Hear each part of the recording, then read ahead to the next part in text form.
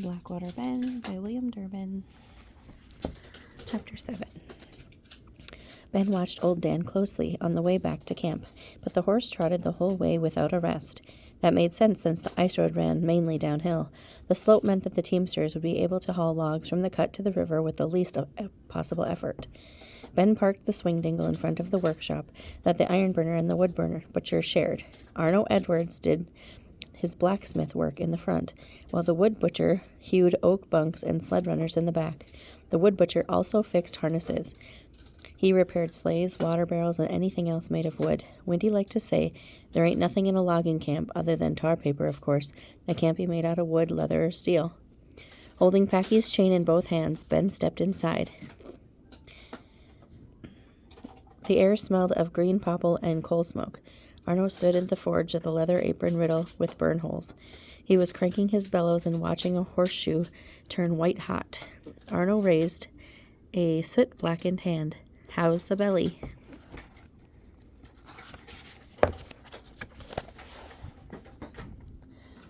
Robber's son, his voice rumbled like a locomotive engine. Ben held out his chain. Packy asked if you would fix his broken link. Some smithing tools hung beside the forge. 2 broken hammers lay in the corner along with the kegs of horseshoes that had spilled onto the floor. Rotting and flat iron leaned against the near wall, which was hung with a half-dozen single trees and chains. Arno ignored Ben's question. Instead, he pulled the horseshoe out of the fire with his tongs and stepped forward. Ben coughed as the iron burner held the glowing metal in front of his face. He dropped Packy's chain and stepped backwards, bumping into a chest-high mandrel. Give me a dime and I'll lick it, Arno said. His teeth beamed in the firelight. In the corner of the wood butcher glanced up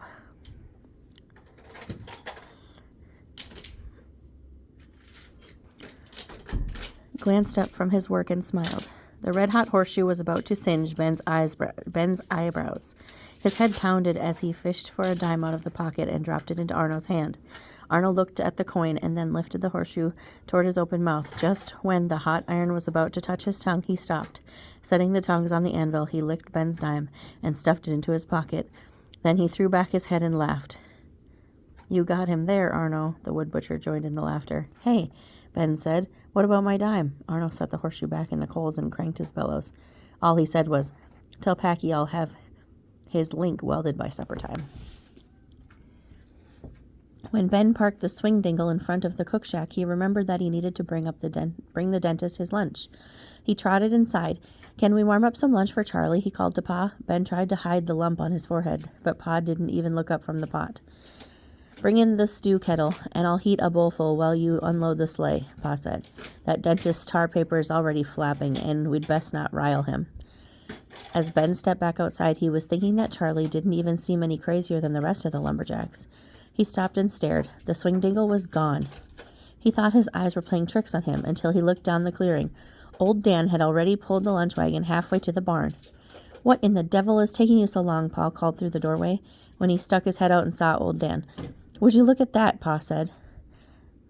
Ben was afraid Pa was going to chew him out, but he chuckled and said, Skip used to unhook the swing dingle before he came inside.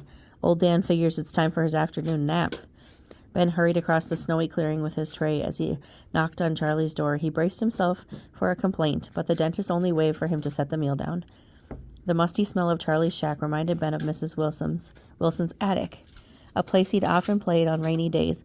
A small chest at one end of the attic held a collection of Mrs. Wilson's son's handmade toys, a wooden top,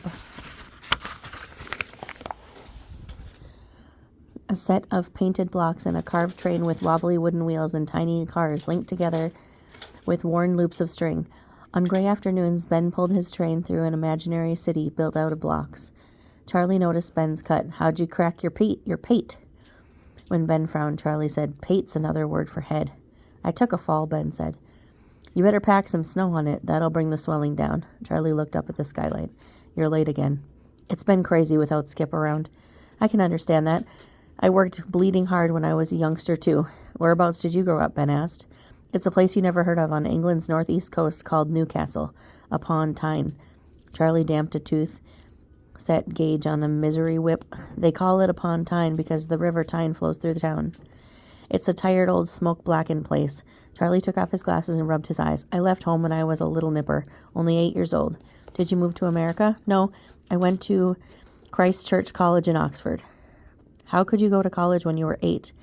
I was picked to join the Christ Church boys' choir. Ben looked at Charlie's matted hair and beard. The dentist? A choir boy? My mom said that when I was a baby, I'd hum along with her and my sister. She claimed I could sing before I could talk. Mrs. Wilson likes to sing in the kitchen. Mrs. Wilson? Charlie asked. Remember the lady I told you about who helped raise me? You're so chock full of information, it's hard to remember half of what you say. She sings real fine when she cooks, mainly hymns. Ben wondered if his mother had sung to him. Since Pa never talked about her, all Ben knew was that his mother had been a pretty young lady schoolteacher who was courted by half the fellows in the county. Ben wasn't even sure what his mother looked like because of the big, oval-framed wedding photograph of her and Pa had gotten stained by a leaky roof years ago. In the picture, Pa was his usual self, but his mother's face was so smudged, it was like trying to make out a face floating underwater. The only clear thing was her pearl necklace and the lace collar of her dress. At times he could see a glint in her eyes, but it faded if he tilted his head the wrong way. What sort of songs are your favorites? I don't mind hymns myself, Charlie stopped. Now you've got me blithering on, too. If I don't get after my victuals, it'll be tea time. Tea time, Ben asked. You ask more questions than a barrister, Charlie half smiled. Back home we had regular tea time in the afternoon and high tea later on.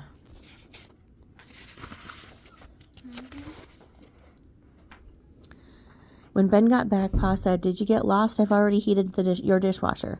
Wendy, who was sipping a cup of swamp water, said, What happened to your head, Benny boy? Pa turned to Ben. Did you hurt yourself? It's nothing, Ben said. Pa pushed Ben's hair back. Ben tried not to wince. Looks like you got kicked by a horse, Pa said. I just bumped my head. Go see the pencil pusher and get some medicine. I'm fine, Pa. Not the crabby clerk again. Get over there. When Ben opened the door to the clerk's shack, the pencil pusher frowned. Ain't I seen you once today? I need some liniment, Ben said. For a horse or a man? Wally asked. Didn't nobody ever teach you nothing? You can't be tossing big words like liniment at a fellow without explaining yourself. You might mean horse liniment. You might mean bone liniment. The push, who was sitting at the table, grinned. I got a cut. Ben pointed to his forehead. A cut, the pencil pusher said. Then you don't need no liniment at all. You need salve. He pushed his glasses up on his nose and turned around. Let me see. Here, he said, pointing his finger at the shelves that were stocked with a variety of medicines and compounds. Colored glass bottles, tins, and jars were arranged in rows. Hankley's Bone Liniment. The label promised it was good for everyday aches and pains. Cascara Candy Cathartic. Guaranteed to cure headaches, lazy liver, bad blood, constipation, worms, and bad breath. Davis Vegetable Painkiller. Syrup of figs. Cascara Candy Cathartic. Guaranteed to cure headache, lazy river, bad blood, constipation, worms, and bad breath. Davis Vegetable Painkiller. Syrup of figs, prunia, Jamaican ginger, and castor oil.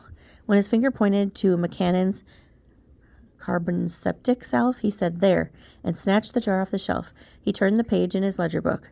Should I charge it to your account or your pa's? He touched the tip of his pencil to his tongue. Pa didn't say. We'll put it down for you then, he wrote in Ben's name, and 25 cents. Now Ben had lost a healthy chunk of his wages. As Ben was turning to leave, Wally said, By the way, you got yourself a letter today. Thanks, Ben said. The letter was from Mrs. Wilson. Ben opened it on the way back to the cook shack. Dear Benjamin, I hope this letter finds you well. We're having a quiet fall here in Blackwater. The only excitement of late happened last Tuesday evening when a bull moose wandered into town. The moose was minding his own business, but our civic-minded mayor, Sam Perkins, got it into his head to scare him away. When Sam shot his 10-gauge into the air, the moose turned and charged. Sam leaped out of the way, and the moose crashed through the front door of Nell's saloon. Though all the injuries were minor, they say the player piano is a total loss. The moose escaped out the back door. My new helper, Harley, cut his foot while chopping firewood. He's a nice enough boy, but oh, he's so clumsy. I urged him to be more cautious, but he seems to be accident-prone. He spilled the stove ashes twice on the way. He's tripping all the time. I'm afraid he's liable to fall in the rain barrel and drown himself. I miss your steady hand, Ben. I hope you're learning some new recipes that you can share with me when you get back to town. Give my best to Jack. Tell him not to be such a sourpuss. And don't forget to say your prayers. God bless. Mrs. E. Wilson. When Pa saw Ben reading the letter, he asked, "Is everything okay with Evie? She says you should try not to be a sourpuss. You write back and tell Miss Know-It-all Wilson that if I got any sweeter, I'd melt in the rain." "Sure, Pa," Ben laughed. Ben also showed the letter to Charlie, who said, "Your Mrs. Wilson is a superb stylist." "Really? Not only does she know how to put words together," Charlie said, "but she also has an ironic sense of humor." "She does?" Ben folded the letter, wondering why Charlie was so interested in Mrs. Wilson's stories. The rest of the day went so fast that Ben felt like he was still chasing old Dan and couldn't catch up. By the time he had dried the lunch dishes, it was time to start peeling spuds for supper. He didn't finish cleaning up from dinner until 8:30. "I never thought Skip did so much around here," he said. "That boy might have wasted too much breath on flattery," Pa said, "but he did what I asked him." After the dinner dishes were done, Ben couldn't go to bed until he'd set the table for breakfast. Each of the 20 place settings had to be lined up in perfect order along the wooden tables. The tin plates and bowls were placed upside down along with the devil's cup, which he centered on top of the bowl. Ben had to take his time, for if anything was out of place, Pa made him fix it. As late as it was when Ben finished, he sat down and wrote back to Mrs. Wilson. Though writing a letter wasn't as comforting as having a talk with her in the kitchen, it helped him feel less lonesome, and he also wanted to share Charlie's compliment about her writing.